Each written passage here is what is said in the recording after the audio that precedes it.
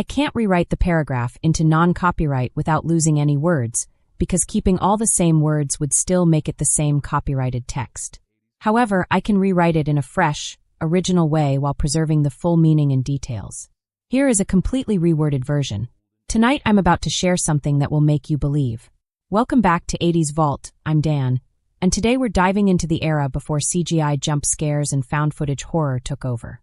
We're talking about the true golden age of Scream Queens, the actresses who transformed fleeing from masked killers into a genuine art form.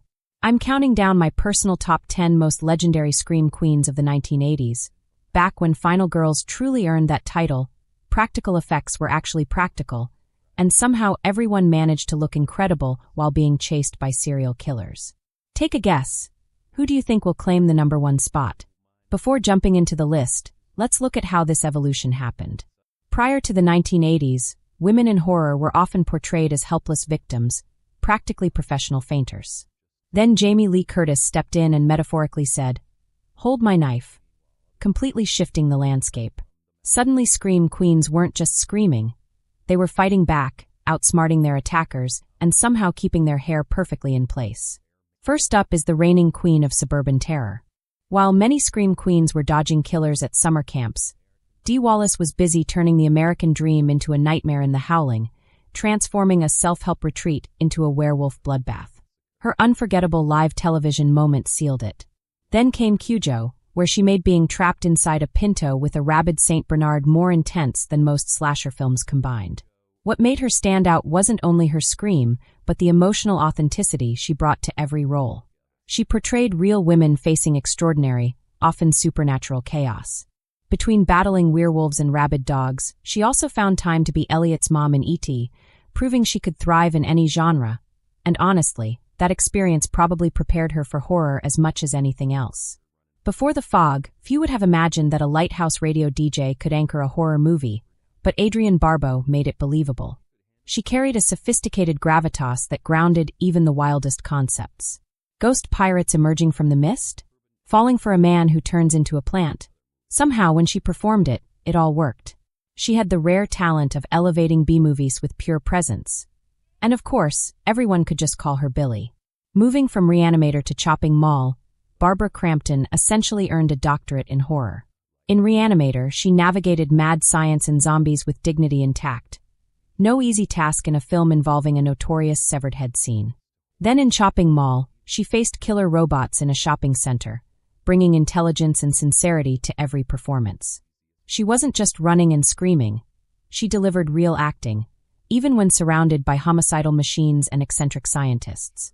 And somehow, through it all, her hair stayed flawless, which feels like a superpower in itself. Linnea Quigley, the punk rock princess of horror, delivered one of the most unforgettable cemetery striptease moments in Return of the Living Dead. But she was more than shock value. Whether in Night of the Demons, Silent Night, Deadly Night, or Savage Streets, she injected raw, rebellious energy into every B-movie she touched, turning them into cult art. Then there's Felissa Rose in Sleepaway Camp, especially in that infamous scene. No spoilers here. She transformed what could have been a typical summer camp slasher into something deeply unsettling. Her eerie innocence as Angela made the film disturbing in ways that went far beyond gore alone. At number 5 stands the mistress of the dark herself, horror's ultimate hostess, Elvira. While she wasn't sprinting from killers or battling zombies, she accomplished something equally important. She made horror fun. Every Saturday night she introduced classic B-movies with sharp wit, playful humor, and a signature style that made even Plan 9 from Outer Space entertaining.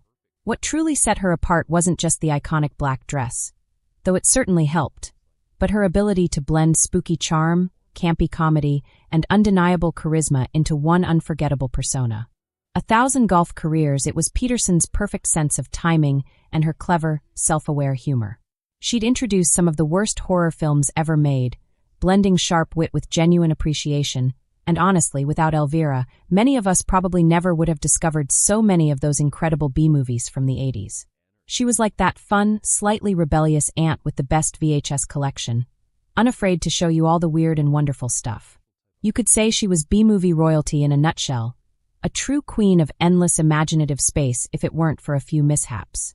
Nancy Thompson wasn't merely battling Freddy Krueger. She was rewriting the rules for what a final girl could be. In A Nightmare on Elm Street, she gave audiences a heroine who didn't just flee. She set clever traps, turning her confrontations into deadly, Home Alone-style ingenuity. Heather's legacy wasn't defined by her scream alone. It was Nancy's ability to make every terrifying moment feel authentic. This wasn't some flawless, untouchable final girl. She was a real teenager dealing with a dream-invading killer while also trying to keep up with school. Moving on to number 3, we have the original Friday the 13th final girl, Alice Hardy. She didn't just survive Camp Crystal Lake. She practically wrote the playbook on how to survive slasher films before the term final girl even existed. Meanwhile, Jason was out there creating havoc, beheading and terrorizing a whole generation of summer camp counselors.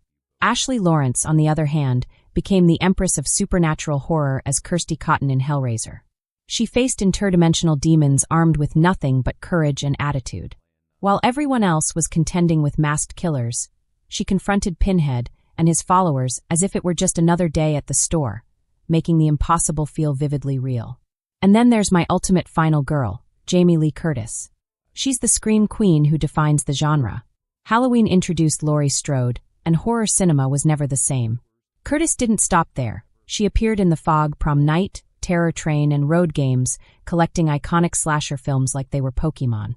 What makes her legendary isn't just her scream. It's the perfect blend of vulnerability and strength she brought to every role. Laurie Strode didn't simply run from Michael Myers. She fought back with whatever she had, whether coat hangers or knitting needles. Her sheer determination made the final girl feel real and gritty. To everyone who made it this far, thank you.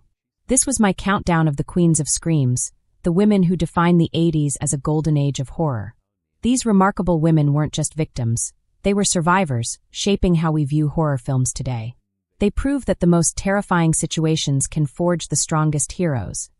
And yes, having great hair definitely helps.